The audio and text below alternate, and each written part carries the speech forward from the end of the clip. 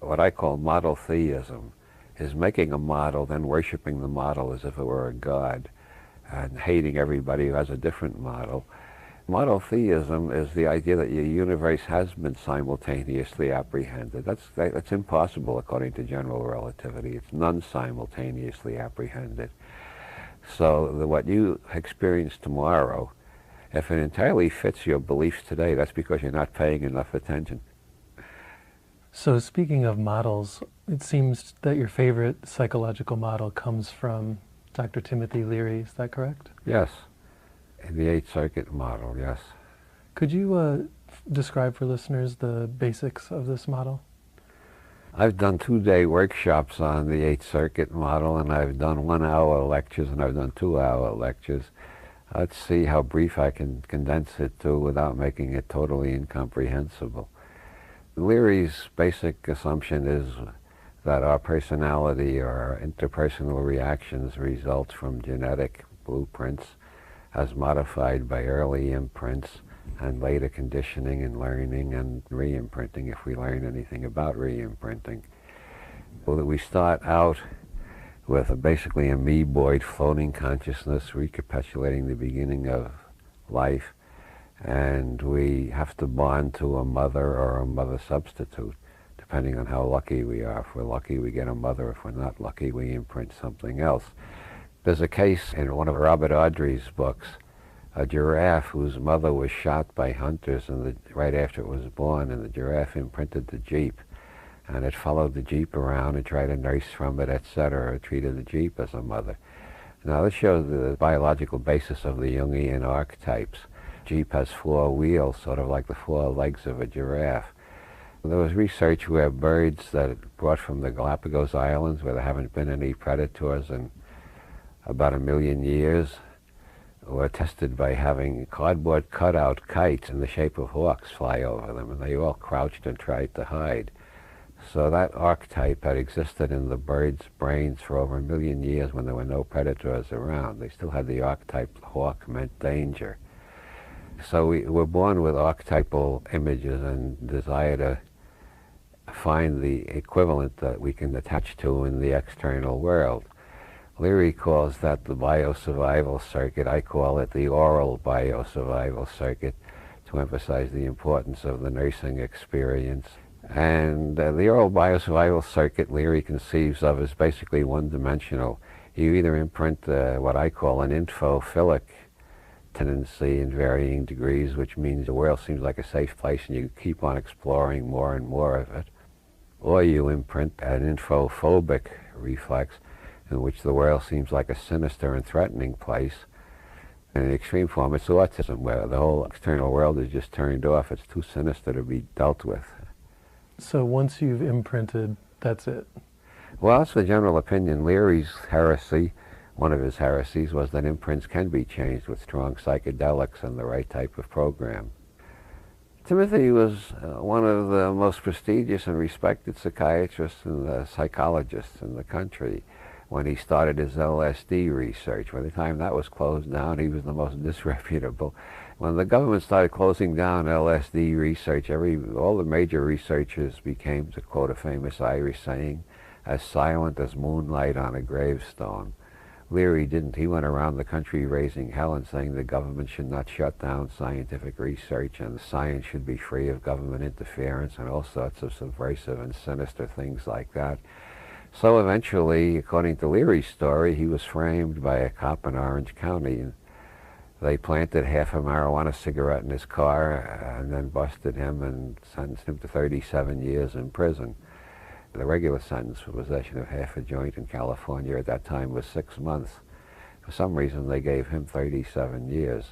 It does look like there was a certain desire for revenge against Leary for going around telling people science should be free, it should not be controlled by the government. It's a subversive Jeffersonian constitutional idea of the type our present government wants to destroy entirely, doesn't want anybody to hear of or think about. The basic idea is that there's 8, quote, circuits, unquote, in the human organism. Leary liked the word circuits because he fell in love with computers very early on. And from the 1970s on, he tries to use cybernetic and computer-type metaphors as much as possible. Some people object to it on the grounds that they think it's mechanistic. And I had a long talk with a naturopath who told me it would make a lot more sense if you said systems instead of circuits. So instead of saying the oral biosurvival circuit, if you said the oral biosurvival system, it would fit the organism as a whole more clearly and sound less mechanistic. And I've thought that over, and I've tried to write about the 8 systems rather than the 8 circuits. But meanwhile, books of mine in print are talking about the 8 circuits, so most people expect me to say 8 circuits, and so I got this kind of drag on my vocabulary. Okay, so you've described the oral biosurvival circuit as... Which has the 2 polarities, infophilia and infophobia. Everybody's on a spectrum somewhere along that line, depending on their early experience. Between the world is a safe place and the world is a terrible place. Those are the extremes. There's lots of places in between. You can imprint that this neighborhood is safe, but all other neighborhoods are dangerous. Just think of it as a line.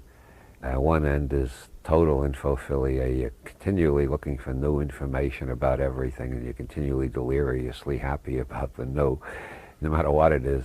Oh, a new atomic plant? Hey, that sounds groovy. Yeah, what? New pesticides? Yeah. And the other end is the total infophobia. It's new, it's evil, it's dangerous, we don't want it. We're not going to take that goddamn vaccination. We'll have the witch doctor do a spell and cure the disease that way, and so on. And we're all somewhere on that spectrum between infophilia and infophobia. And according to Leary, we shouldn't be stuck in one place. We should be able to move depending on the evidence. But the standard science would say that once we have that imprint, that's where we're stuck. Yeah. And I think that's pretty true, except I think that Leary is right. You can change the imprints, and not just with LSD. There are other ways of changing the imprints.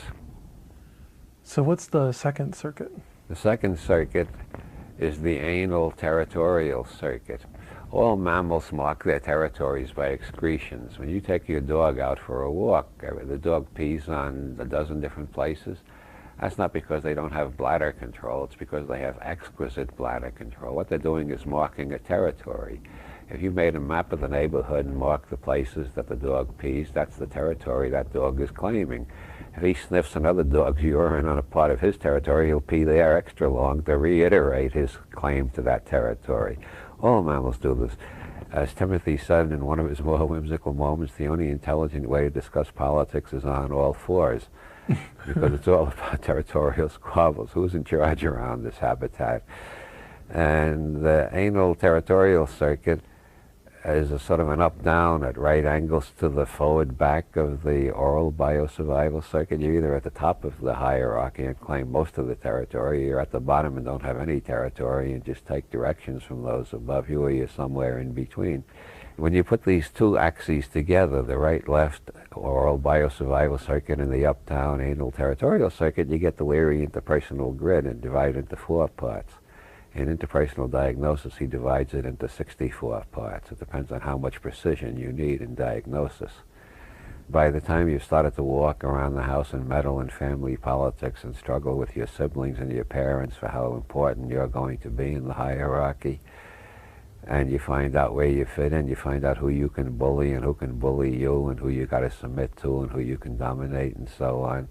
You got this scale on the up-down, and you got the forward-back scale of innovation or conservatism. This makes 4 quadrants, which Leary calls friendly strength, which is you have a high status and an innovative personality. The quadrant below that is friendly weakness, which is you're basically willing to accept the new, but you feel very insecure, and you're always looking for somebody to give you orders and tell you what to do. That's the quadrant that Leary put himself in when he was tested by the California prison system, so they'd put him in minimum security.